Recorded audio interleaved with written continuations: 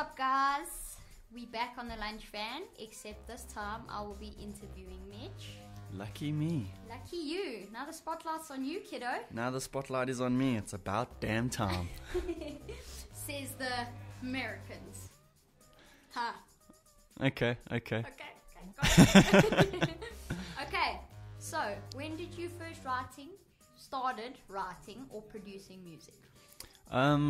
First started about 4 years ago, when I was actually introduced to the wonders of sound and whatnot.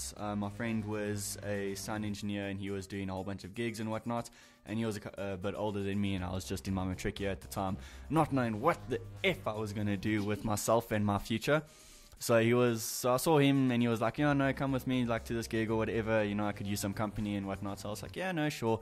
And then as time progressed and the more gigs we went to and the more things we did together and whatnot, he started showing me, the basics, how to roll cables. I don't know, the speaker goes here, plug this in there and whatnot, and just the general setup of a basic rig and that.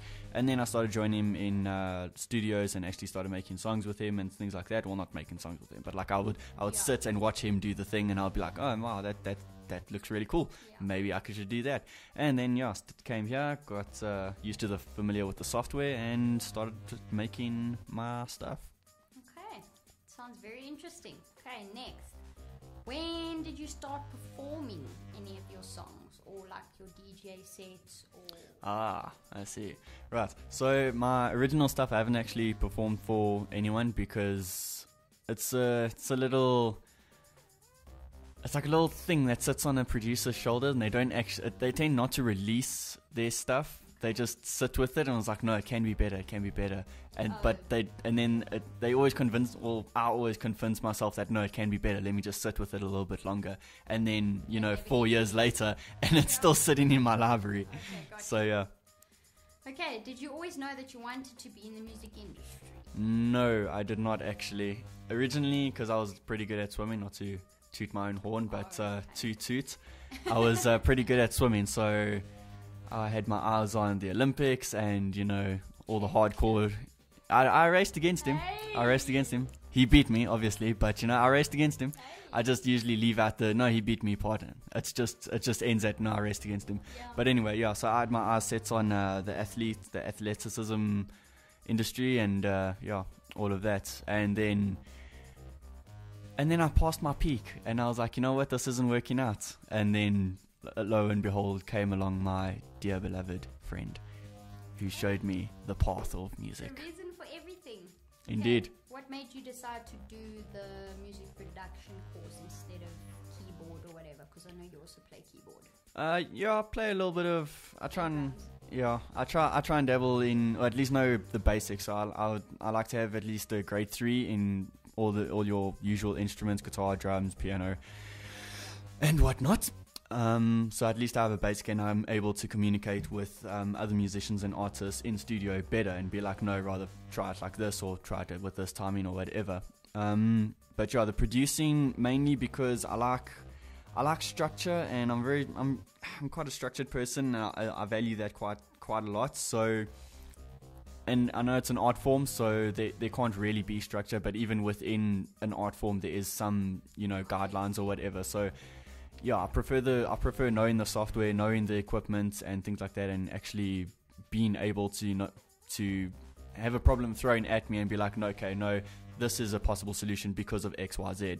So yeah, I just like knowing things rather than someone being like, no, just jam and So I'm unable to sit in front of an instrument and just start playing something. Like, I need to have like chords written down for me or whatever. Like, someone says, Mitch, he has a pair of sticks, he has a kit, go mad.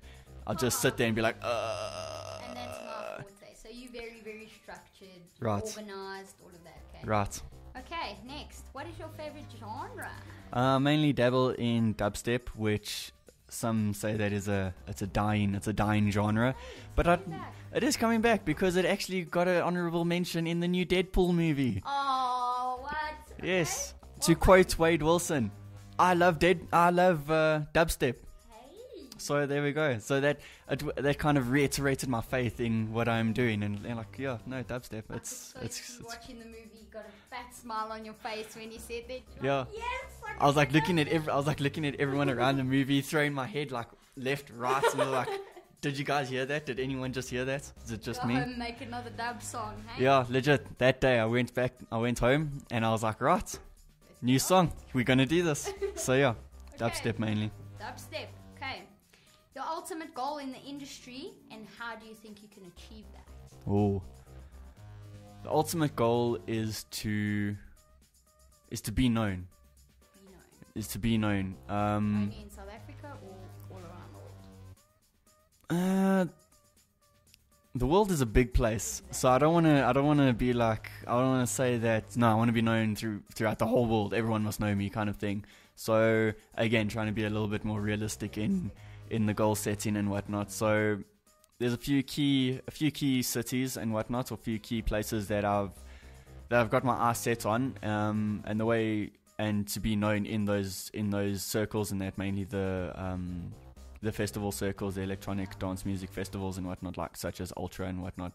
Maybe not headlining, but just to be associated with them and be like, yeah, no, I've been there, I've done that kind of thing. So the way that I'm going about it is, so that's the ultimate dream. But realistically, at the time, for the time being, I mainly just want to get into the ships and the cruises, and just further my own knowledge on the subject matter at hand, before I start trying to tackle Carnage and Skrillex and all those guys. So yeah. Okay, sounds good. Okay, do you have any reason for staying in South Africa, or do you want to leave the country, or is there anything here for you to still do before you leave? I do want to go to either Scandinavia or Germany. You and your Italians. Anyway, so yeah, I do want to go to Scandinavia, Sweden, Switzerland, and all that, and Germany, because the dubstep scene and the electronic scene, trance, and the main stuff that I do is pretty big over there, and I love snow. Oh, okay, we can agree on that. So yeah, so I do want to go to those places and then build myself up in those areas. Specifically those areas. If you had the chance, all paid for, whatever, would you go now, or is there still stuff that you want to do here? On the spot now. On the spot. I was thinking about this the other week, actually. Specifically what you just said. If someone just said, Mitch, here's your chance, all paid for, there you go, no strings attached, just go for it and just be you. And I was thinking, I was like, what actual ties do I have here, back here? What would be the things that would actually keep me here? And obviously, family is usually the main one in that, but quite youthful, so I still got time to be with them and whatever. Then now is the time to take action. Also, because you're still quite young. Exactly. So youth is probably my biggest assets at the time. So if someone did come to me and be like, Mitch, here's your opportunity, go forth, I think I would take it without hesitation. Okay. Is your target market more the youth or more older crowds? It's mainly between, say, 20 and let's go for 30. Okay, sounds good. Okay, and last question. What is your most monumental thing that you have learned at COPA? My most monumental thing that I've learned at COPA is that you actually do need people. You do have to have some percentage of reliance in other people and whatnot, because for a time I was quite arrogant in believing that I was able to whatever challenge or whatever I want for myself, or whatever I want for my future, I'd be able to get it myself. Not true, unfortunately. So yeah, learning that I actually do need other people, and more importantly, how to interact with other people and form a team rather than being alone, a lone wolf, or one man army. Be a leader of an army. Basically. So yeah. Okay, thank you. Thank you, for Seth. this. I hope you at least found it easy answering most of the questions. I put you on the spot once or twice. Once or twice, but you know, spots is good. I like spots. They're circular. Spotlight even. Yeah, spotlight, spots. Spots are good.